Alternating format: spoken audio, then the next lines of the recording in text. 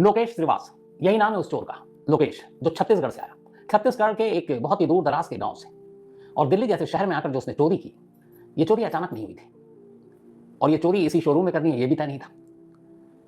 चोरी उसने 24-25 सितंबर को ली की, लेकिन वो दिल्ली में पहली बार आया 4 सितंबर को। 4 सितंबर में आया दिल्ली में एक बड़ा हाथ मारने के इरादे से, और वो दिल्ली में घूमता रहा, भटकता रहा। उसे तलाश थी सिर्फ और सिर्फ ज्वेलरी शॉप की, जौहरी की दुकान जहां से वो हाथ मार सके। और उसमें इस उमराव ज्वेलर्स की कोई मतलब उसमें लिस्ट में उसके था ही नहीं, उसे तो पता भी नहीं था।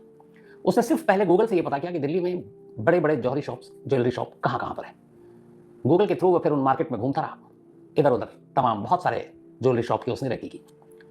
लेकिन इस रेकी करने के साथ साथ उसके दिमाग में कुछ चीज़ें चल रही थी। एक ये पहली चीज़, जहाँ पे सिक्योरिटी गार्ड हो, सुरक्षा हो, वहाँ तो बिल्कुल नहीं। जो बिल्कुल खुला हो, आसपास बहुत सारे सीसीटीवी कैमरे हो, वहाँ भी बिल्कुल नहीं। जहाँ पे पुलिस राउंड मारे या लोग देर तक जागते हों, वहाँ पे भी इसने चोरी करने की कोई नहीं ठानी। इसका ये था कि ऐसी जगह हो जहाँ एक वक्त के बाद सन्नाटा हो और सिर्फ शॉप हो, और उसके बाद किसी को मालूम नहीं हो, सिक्योरिटी गार्ड नहीं हो उस शॉप में, कैमरे नहीं हो आसपास में, तो वहीं पे ये हाथ मारेगा। 4 सितंबर को इसने बड़े सारे रैकी की ऐसे इलाकों की। 4 सितंबर के बाद ये वापस चला गया। 14 सितंबर को वापस आया, 14 को। अब 14 को दिल्ली फिर से आया, फिर से इधर उधर भटकना और घूमना इसने शुरू किया, लेकिन फाइनल टारगेट नहीं मिल रहा था। आखिरकार घूमते घूमते फिर रात को अपने किसी होटल में रुक जाता, नॉर्मल मामूली होटल में, और वहाँ इसने गूगल करना शुरू किया। अब गूगल करके उसने फिर पता करना शुरू किया कि और कहाँ कहाँ पे ज्वेलरी शॉप है। अब गूगल से न सिर्फ शॉप ढूंढता, बल्कि गूगल मैप के थ्रू उस पूरे लोकेशन आसपास के इलाकों को भी देखता, और फिर वो टाइप भी करता गूगल में कहाँ का। तो उसी गूगल के थ्रू उसे पता चला कि भोगल इलाके में, दिल्ली के, जो निजामुद्दीन पुलिस स्टेशन के तहत आता है, वहाँ पे बड़े बड़े ज्वेलरी शॉप है, और वो इलाका भी ऐसा है कि बड़ा सही है वहाँ पे चोरी करने का। तो पहली बार वो उधर कनॉट प्लेस की तरफ से लेके करोल बाग से लेके बाकी अलग अलग इलाकों में घूमता रहा। आखिर में उसे लगा कि उसके दिमाग और उसके नक्शे के हिसाब से ये भोगल इलाका सही है, लेकिन भोगल में कौन सा? अब भी उमराव ज्वेलर्स उसके दिमाग में नहीं था। अब उसने पूरा नक्शा देखा गूगल के थ्रू, फिर ये पहुंचा भोगल। भोगल पहुंचने के बाद इसने इधर उधर सारी चीज़ें देखी, और बहुत सारे शॉप के दौरान में इसकी नज़र पड़ी उमराव ज्वेलरी पर, लेकिन अब भी उसका फाइनल टारगेट ये नहीं था। उसने देखा, आसपास देखा, सिक्योरिटी देखी, गार्ड देखा, दिन में आया, फिर रात को आया, और देखा कि रात को भी यहाँ पे लोग कितने टहलते हैं, जागते हैं, आते हैं कि नहीं। ये सब रैकी करता रहा। इसके बाद चला गया। अब उसने फिर गूगल निकाला, फिर मैप देखा। अब उसने सारे मैप को देखने के बाद उसे लगा कि ये जो उमराव ज्वेलर्स है, यहाँ पर काम करना उसके लिए ज़्यादा आसान है। नेक्स्ट डे वो फिर पहुंचता है भोगल। अब भोगल आने के बाद वो टहलना शुरू करता है, कभी इस गली कभी उस सड़क। फिर उसने देखा कि उमराव जान के बराबर में जो बिल्डिंग है उसमें एक ऊंची सीढ़ी जा रही है, और वो भी 4 मंजिला है। अब वो आता जाता खड़ा हुआ, लेकिन उसकी नजरें सीढ़ी पर है। उस सीढ़ी को देख रहा है, क्योंकि वो उस जौहरी की दुकान के बिल्कुल साइड में है। इसी दौरान दुकान के पास से गुजरते गुजरते उसने ये भी देखा कि उमराव ज्वेलरी शॉप के अंदर ऊपर से एक सीढ़ी आ रही है, और कई मुलाजिम भी नीचे आ रहे हैं, ट्रे लेके, कुछ ये कुछ नीचे से ऊपर जा रहे हैं। तो उसे लगा कि अच्छा, इस दुकान के अंदर एक सीढ़ी है जो कहीं ऊपर से आ रही है, लेकिन कहाँ से आ रही है उसे मालूम नहीं। अब उसने बराबर की बिल्डिंग में सीढ़ी को देखा, उसने देखा कि ये ऊपर तक जा रही है। फिर ये इधर चला गया, वापस आया, फिर अचानक कुछ लोगों से बात करता है, ऐसे कि जैसे कोई किराए पे घर चाहिए किसी जानने वाले को। तो पूछता है इस बिल्डिंग में कौन लोग रहते हैं? तो किसी ने बताया कि इसमें अलग अलग फैमिली है, 4 फ्लोर है, तो किसी एक का नहीं है, हर फ्लोर अलग का है। तो उसे लगा कि चलो ये तो ठीक है। फिर उसने देखा कि रात को भी इसमें रहती थी, देखा रात को गेट तो बंद होता नहीं, ताला लगाना तो दूर की बात, और उस बिल्डिंग में उस इतनी फैमिली रह रही, लेकिन कोई गार्ड नहीं है। तो रात को भी वो उसने कई राउंड मारे, और मारने के बाद देखा कि ये सीढ़ी खुली रहती है। अब उसे लगा कि ये तो सही है, फिर चला गया, फिर आया। अब इसके बाद दिन में यूं ही इधर उधर टहलते टहलते इसने कहा कि अब एक बार सीढ़ी पर चढ़ते हैं, अगर कोई रोकेगा तो देखेंगे, कुछ बोल देंगे कि किसी को ढूंढने आए, कोई गलत पता है। ये करते हुए वो उस बिल्डिंग की सीढ़ी पर चढ़ना शुरू करता है। 1 फ्लोर, 2 फ्लोर, 3 फ्लोर, 4 फ्लोर, किसी ने नहीं रोका, सारे दरवाजे बंद, अलग अलग। और इस दौरान में 1-2 लोग उतरे भी, चढ़े भी, पर किसी का उसकी तरफ ख्याल नहीं किया। फिर ऊपर गया, ऊपर जाकर इसने देखा, इसे बराबर में उस उमराव जान ज्वेलरी शॉप की सीढ़ी, वो दरवाजा नजर आया जिसके अंदर सीढ़ी थी। ये वापस लौटा।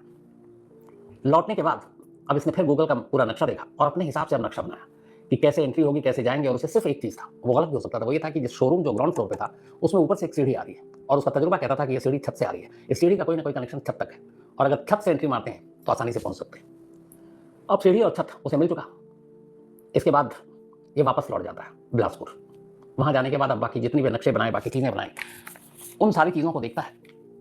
देखने के बाद अब ये गूगल के ही थ्रू पहले सबसे पता करता है कि मार्केट में दुकान कितने बजे तक खुली रहती है। फलाना, आजकल आप कोई भी खोलेंगे बड़ा शॉप हो तो उसकी पूरी डिटेल ही होती है, तो कितने बजे तक खुली रहती है, कब बंद होती है मार्केट, ये इलाके में मार्केट कब बंद होती है। तो उसने सारा गूगल में देखा, तो उसे पता चला कि मंडे को ये पूरा भोगल मार्केट बंद होता है। उसने तय किया कि वो मंडे को ही चोरी करेगा।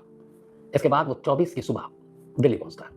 दिन भर इधर उधर भटकता है, रात इंतजार करता रहता है कि हो दुकान बंद हो। संडे का दिन, दुकान करीब 8:30 बजे बंद हो गई, लोग चले गए, लेकिन अभी भी लोग थे। ये उधर कभी इस गली कभी उस गली में टहलता रहा।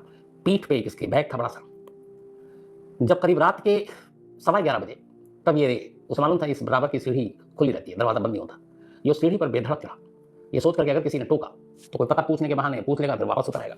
किसी ने टोका नहीं, ये बिल्डिंग में चढ़ गया, बराबर से फिर उस बिल्डिंग जो उमराव ज्वेलर्स की बिल्डिंग थी उस पर कूदा। एक दरवाजा था, दरवाजे पे ताला था, इसने ताले को खोल दिया, दरवाजा फिर से अंदर से बंद किया और अब सीढ़ी के थ्रू नीचे उतरना शुरू किया। इसका अंदाजा सही था, सीढ़ी बिल्कुल ग्राउंड फ्लोर पर आ रही थी। अंदर आया तो उस ग्राउंड फ्लोर से पहले एक और दरवाजा था, उसने उसका भी ताला तोड़ा। अब ये उस ग्राउंड फ्लोर पर आ गया जहाँ पे शोरूम है और उसी शोरूम के एक हिस्से में तमाम लॉकर है। रात के करीब 11:30 पौने 12 बज रहे थे, संडे की रात की बात है जब वो गुजरा। अंदर गया, अपने साथ खाने का पैकेट और पानी वानी लेकर आया था बैग में। अब ये गया, रात पौने 12 बजे दुकान के अंदर दाखिल हो चुका है, लेकिन इसने चोरी नहीं की। ये कोने में चुपचाप बैठा, खाना खाया, पानी पिया और इंतजार कर रहा कि क्या पता रात को कोई मालिक या कोई किसी चीज़ कोई काम भूल गया हो, कोई चीज़ पैसे लेने हो तो शायद शटर खुल जाए दुकान की, वो आ जाए। तो इसने सोच रखा था अगर वो आएंगे तो वापस वो उसी सीढ़ी के रास्ते ऊपर भाग जाएगा। कोई आया नहीं। अब करीब 12:30 बज गए। पहले इसने सोचा कि अब माल साफ करना शुरू करते हैं, लेकिन उसे ये था कि जब लॉकर तोड़ेंगे ये अपने साथ पेचकस और बाकी औजार लेकर आया था और इत्तेफाक से एक हथौड़ा उसी शोरूम में इसको मिल गया। लेकिन इसे लगा कि अगर रात को उस लॉकर की जो दीवार है उसमें छेद करेंगे और फिर लॉकर तक पहुंचेंगे तो उस खटपट की आवाज़ से पड़ोसी या बाहर में अगर कोई मान लीजिए शोरूम के बाहर बैठा हुआ, गार्ड तो कोई था नहीं, या लोग गुजर रहे हो या फिर पड़ोसी की बिल्डिंग में, तो ये खटपट की आवाज़ रात को बहुत तेज़ी से जाती है अगर सन्नाटा हो तो उसे लगा इस खटपट की आवाज़ से लोग चौकन्ने हो सकते हैं। उसने इरादा बदल दिया, उसने कहा मैं रात को कुछ नहीं करूँगा। खाना वाना खाया हुआ था, पानी वानी पीकर उसका हौसला देखिए कि बेफिक्र उसी शोरूम में सो गया। सोने के बाद सुबह उठा, अब मंडे का दिन, आराम से नींद पूरी की, सुबह तक सब नॉर्मल। सुबह करीब 11 बजे जो बचा खुचा था उसने फिर खाया पिया और उसने कहा अब काम पर लग जाओ। दिन था, गाड़ियों की आवाज़, हॉर्न की आवाज़ सब आ रही है, तो उस शोर में ये सारी चीज़ें दब जाएंगी। उसके बाद अब उसने एक एक करके सब तोड़ना शुरू किया। सबसे पहले बाहर जो शेल्फ में सारे रखे थे वो सारे गहने उठाए, लेकिन उसने सिर्फ कीमती पत्थर उठाए और सोने के जेवर, एक भी चांदी के जेवर को हाथ नहीं लगाया कि ये बोझ। वो सारा साफ किया, बैग में रखा, फिर उसने एक एक कर सारे लॉकर तोड़े, बैग में रखे। ये सब करते करते शाम हो गई। अब उसने सारा बैग में रखने के बाद फिर थोड़ी देर इंतजार किया कि अंधेरा हो जाए। लगभग 7:15 के आसपास दबे पांव ये सीढ़ी के थ्रू ऊपर पहुंचता है, उसी दरवाजे से बाहर निकलता है, पड़ोस की बिल्डिंग में जाता है, उसी सीढ़ी से एकदम बेखौफ सारे बैग में जेवर लेकर नीचे उतरता है, थोड़ा आगे जाता है, ऑटो पकड़ता है और कश्मीरी गेट बस अड्डे पहुंच जाता है। उससे पहले एक बैग और खरीदता है। अब बस अड्डे से ये सीधे वापस छत्तीसगढ़ पहुंचता है। अभी तक वो देख नहीं रहा कि उसने क्या चुराया, बस जो आंख बंद करके उठाता गया। अब छत्तीसगढ़ जहाँ पे इसने किराए का घर ले रखा था वहाँ दाखिल होता है। इसका एक दोस्त था, उस दोस्त को बुलाता है, उसका बैग खोलता है और जब वो देखता है पहली बार दोस्त के बिना उसने जब देखा तो उसे खुद आंखें फटी की फटी रह गई। उसे लगा कि उसने तो सोचा भी नहीं था कि इतना चुराएंगे, और वो चूंकि चोर था, बहुत जौहरियों की दुकानों में चोरी कर चुका था, उसे मालूम था कि ये करोड़ों रुपए का मामला है। उसे लगा इतना तो मैंने सोचा तक नहीं था। इसी दौरान उसका दोस्त आ गया, उसने उसी चोरी के माल में से 2 चेन निकाले मोटे मोटे और अपने दोस्त को दिया और ये बाकायदा उसने कहा कि ये ले तू रख, बहुत बड़ा काम करके आया हूँ और आज के बाद चोरी बंद, ये मेरी ज़िंदगी की आखिरी चोरी है, अब मैं कभी चोरी नहीं करूँगा। मेरे पास इतने पैसे आ गए कि अब मैं पूरी ज़िंदगी आराम से बिता सकता हूँ, गुजार सकता हूँ। ये कहकर उसमें जब कुछ पैसे थे, उसको जिम का बड़ा शौक था, तो उसने अपने गाँव में जहाँ का वो रहने वाला था करीब 60 लाख रुपए एक पार्टनर को देके एक मल्टी जिम खुलना था, उसमें उसने इन्वेस्ट किया, बाकी पैसा भी बाद में देना था। तो ये सब कुछ करके उसने दे दिया। लेकिन इत्तेफाक से जिस दोस्त को इसने चेन दिया था तो उसने अपने एक और दोस्त को बताया, उसका भी नाम था राहुल, बल्कि रुकेश।